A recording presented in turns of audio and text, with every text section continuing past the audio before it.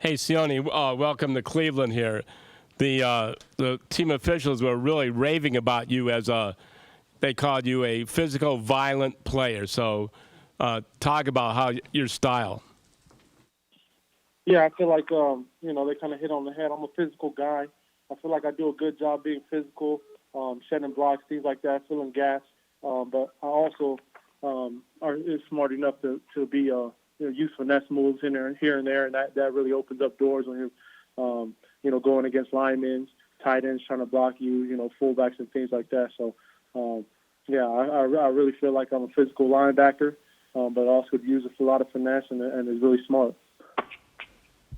Sione, Alonzo Highsmith and Elliot Wolf talked about just how you matured during your time in college. What was the big turnaround for you? Yeah, so, through my college career, I ran into some incidents early, through my freshman and sophomore year. And I feel like, all of them definitely helped me out and molded me into the man I am today. But the biggest turnaround is when I got married to my wife, When I met my spouse, we were dating, for a year and a half. We got married in 2016. I felt like that was the big turnaround, knowing that I had to, take care of somebody else and not just myself. And so, when I got married, I knew I really had to buckle up because, I got to feed another mouth and make sure she's good, and she's gonna be the mother to my future kids and things like that. So I feel like that was a big turnaround when I got married. Sione, when you took that 2016 away from football, what was that year like for you? Yeah, that year was definitely a year. It was difficult. It was difficult to be out of, from being out of playing football, going to school, doing the thing I love the most, and that's playing ball. So I feel like stepping away from that really made me look at a lot of things in life. What I really wanted to do. Did I want to play ball or not? And I feel like just that time, just being away, getting a job. I worked construction for that whole, 2 semesters that I was away from the game, and it kind of really, really made me get my things, in order. Sione, you referred to yourself as a knucklehead when you showed up at BYU. Was that a big part of the pre-draft process, or do you think that you showed in the last couple of years NFL teams that you had moved past that part of your life? Yeah, I feel like I've showed, all the NFL teams that were talking to me that I moved past that in these last few years. Me being a team captain, me taking care of my school, me being married, and being in a happy marriage, obviously, being, marriage is hard. So I feel like, seeing all these things with me, I feel like, easily persuade the teams that, I kind of moved past all those knucklehead days. As someone that played both outside and inside at college, where do you think you fit in an NFL defense here? I feel like what makes me a great linebacker is I can play inside or outside, and so I'm willing to come in and fit in where the coaches need me, where the team needs me. But yeah, so I'm pretty comfortable at playing both. If I had to play outside linebacker, set the edge here and there, or playing inside linebacker, you can flow and make plays left, right, being in charge of defense, things like that. I feel comfortable doing both, so I feel like that's what makes me a unique, linebacker. Hey, when you were talking about being out of football in 2016 and reevaluating your life, why did you choose to come back? What was it that was the determining factor for you? Yeah, so I could have transferred, but I just talking to my wife and myself, I wanted to come back to BYU and right my wrongs. It's easy to run away. You can always run away and go to another school, hide your problems, never look back. But for myself, I wanted to come back to BYU because I'm LDS. I'm a Latter-day Saint. I wanted to come back to BYU and make sure that I write my name right. Since I've been in all that trouble, so I feel like that was the last final decision was to come back and show everybody that I could do it. I could finish out here, and that's exactly what I did. You said when you were working construction, were you still going to school? Yeah, so I was out of school. I actually got kicked out of the university, during that last incident in 2016. I got kicked out of university, so I wasn't in school or football. So I wasn't getting a scholarship check, so I was, out working, doing hard labor actually, for money to, survive, to pay rent, to, put food on the table. So, it was hard, but, hard times, make you who you are. So I feel like it was a good situation at the end.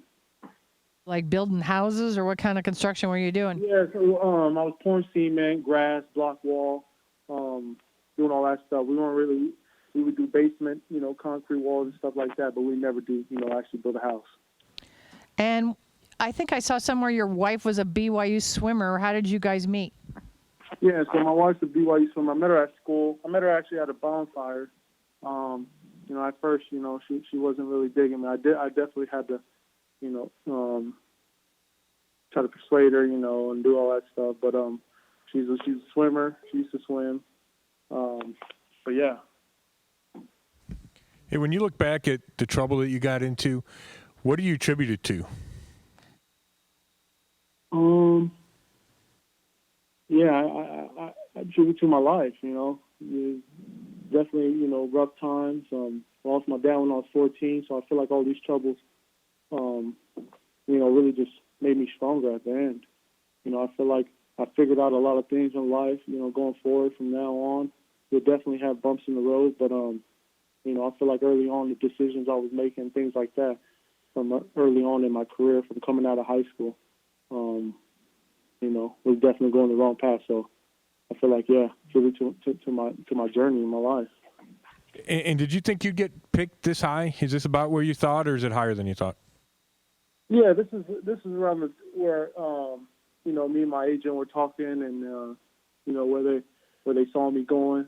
So once I got the call, I was really excited. I was actually going to use the restroom. Funny story is, I was watching it on TV, and then I saw the Rams going, and their pick was in, and I saw Cleveland was next. I was like, I never really talked to Cleveland in the past, except at the combine or anything like that, So I went to use the restroom, and as I sat on the toilet, I get a call, and then I jump right up. I didn't even have to use the restroom no more, and I just answered my phone, so it was pretty funny. Can we quote you on that? Yeah, do whatever you guys want, man. I feel like that was a funny story. It's something I'll always remember. I'm like looking at the TV, like I'm like, Cleveland's next, man. I haven't talked to them since the combine. I don't think they're gonna. So I walk away. I go shut the door to the restroom, kind of pondering, thinking like, man, what's up? And then I get a call, and it's Cleveland. It says Cleveland, Ohio. I'm like, oh man. And then boom, we make it happen. So blessed. Boom. I'm wondering, what did you have to do to convince the university and perhaps the coaches to take you back into the program? Yeah, so I always had a good relationship with my coaches. My coaches was always sticking their necks out there for me. Because at the end of the day, I always had, good vibes with them, and I always put my best foot forward with them. I was always a respectful kid. So they always would, want to help me out, from Coach Bronco Mendenhall down to Coach Takitaki when he came in 2016. Administration too, I always had a good relationship with them. They knew I was, rough around the edges, but they always wanted to help. And so I just felt like it just took some time for them to be like, man, we're gonna give you a third chance, man. Like, how does it look if you ruin it again?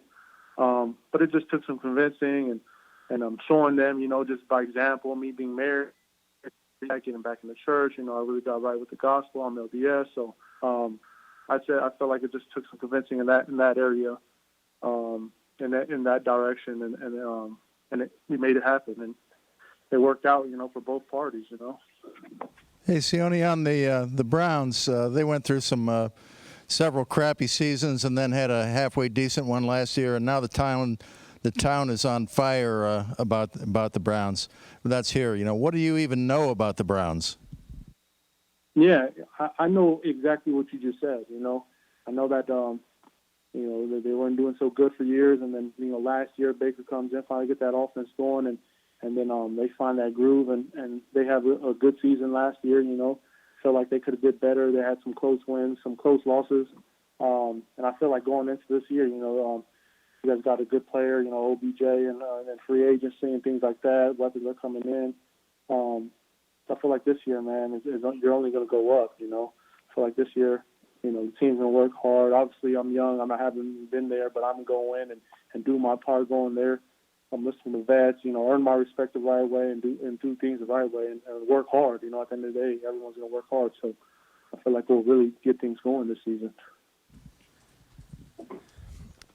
When you talk about your marriage, you know, being the key to you turning your life around, is there something specific about your wife that's made you a better person, or, you know, is there some kind of influence there that's helped? Definitely. I feel like for me, I got really lucky. You know, I married a great girl, strong in the church, beautiful. She just has everything, you know, everything right. You know, always, you know, pushing me to do better. And I feel like before, you know, I was always making decisions just, you know, on the fly and weren't really thinking. I feel like with a good girl by your side, she could definitely, you know, have you think about your decisions and little things like that. And I feel like we just fit. You know, she's a great woman. She's gonna be a great mom, smart girl, really smart girl. I literally, you know, I got really lucky. You know, she's out of my league, things like that. But yeah.